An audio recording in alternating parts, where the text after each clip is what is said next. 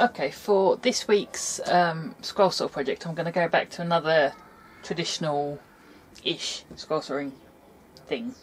So I started with a very, very rough sketch of an idea for a freestanding puzzle that spells out the word puzzle. Yeah, just as a thing. So that's where I started from. And there's 27, 28 pieces. And fairly small, which is going to make it a bit more interesting. And then obviously went on and adapted it and kind of played about with it. Some of these connections are quite loose, but they've got kind of a key part and then something leaning. Because it's all freestanding, I'm trying to kind of support the weight as much as possible. I'm slightly concerned that some of these pieces are quite thin. But if I'm using a fairly thick piece of wood, that shouldn't be a problem, hopefully. So a couple of months ago we had our bathroom redone, so there was lots of bits and pieces that were retired, and that included the old bathroom cabinet, which was I think maybe IKEA, a flat pack pine thing, and I managed to rescue all the solid panels from it. So it's quite good. It's 3/4 inch pine, I think, with 20 years worth of varnish and dust and whatever else on there, so it's going to need stripping back quite considerably, but it looks like a very nice piece of straight grain pine. I've only got one knot in this section, so that's going to be ideal for this project. The only issue being that there are these kind of grooves in there for the old doors and the back to slip in. So I've got to adapt my design to fit on the largest piece here, but not too difficult. I've had to turn it slightly on an angle to make sure that all the letters go on the one piece of wood, and I've had to move my little dragonfly up a bit. Hopefully that should be fine. And my base I've adapted to the thickness of the wood, so I can just about fit that on the top as well. So I should be able to get the whole lot out in one go, which will be interesting. It's not thick, and pine's quite soft naturally, so it should be fairly easy to do with a spiral blade, and I've just had some delivered, so I'm pretty much ready to go. But first things first, I've got to take off a lot of this surface. I'm probably not going to go back to bare wood, but just get to a point where it's flat and ready to go. So I'm going to do that before I start anything else.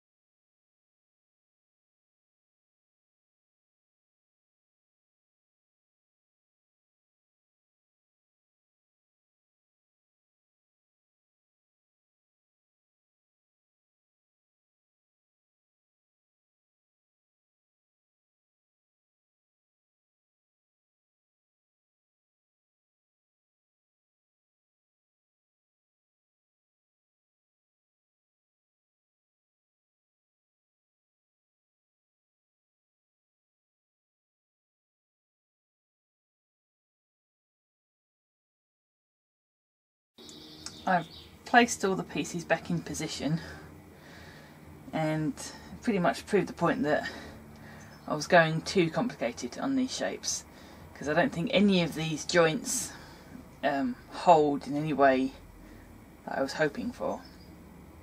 And the idea of it being able to stand up on its own is not going to happen, because if I just put some pressure on the bottom here, everything falls apart. So, adopt, adapt, and carry on.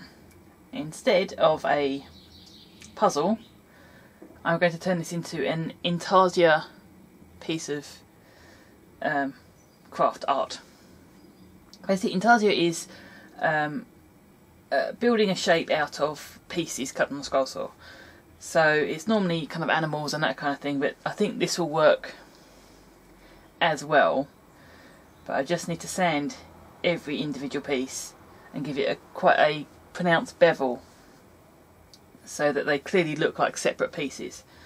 So that's going to be interesting. So I've got in the region of 50 pieces here to individually sand and bevel. I will not be doing that on camera. Okay, so I've sanded and rounded off the corners of all my pieces, and I've stuck together the base. So there's a fair amount of air in these joints, but hopefully there's enough kind of pieces touching to hold. If not, I'm going to put a sheet or something on the bottom just to stabilise that. So, now working on the main bit of the non-puzzle. So what I think I'm going to, normally with the Intarsia it's all kind of set together on a level, but for this to make it more kind of different and to make it stand out, I'm going to offset the different pieces. So I'm using the back of a tray with the glue to stick to it, and I've got some nails and some stirry sticks just so that I can lift up the pieces as they go down. So starting with this bottom piece, so that's sitting there raised up about maybe 1/16 of an inch or something like that. So as I'm gluing on each piece, I'm going to either raise it or lower it so that I create kind of movement in the pieces. So I'm only gluing the very middle of the pieces so that hopefully I won't have any spilling out anywhere. Okay, so this has had a couple of hours to dry, and it's a fairly tight fit in the base, which is kind of what I wanted, but probably not that tight. There's still a little bit of give, a little bit of wobble here. Not quite as stable as I'd like it to be. That's as far as I can go with this project presently. Lots of other things still ongoing, so I don't really have time to do much else. So I'm going to put this to one side and get round to kind of painting and finishing at a later date. So I'll come back to you for that project at some point. So just for now, fairly happy. As usual, it was a learning experience and kind of taught me how puzzles really need to fit. So I was normally quite lax about cutting, but I think this kind of puzzle I really need to be on it better and design a puzzle that has got larger joints as well. I don't think the joints were really large enough. I was working on kind of cantilevered bits as I went along, but I don't think that was ever going to be strong enough. So it's not really a puzzle making thing, it's more of an engineering thing, and I didn't really do that in school. So yeah, this is where I'll leave you. I'll put this design up on the blog, and anyone who feels brave enough to have a go, by all means, and send me your pictures. So I'll see you next week.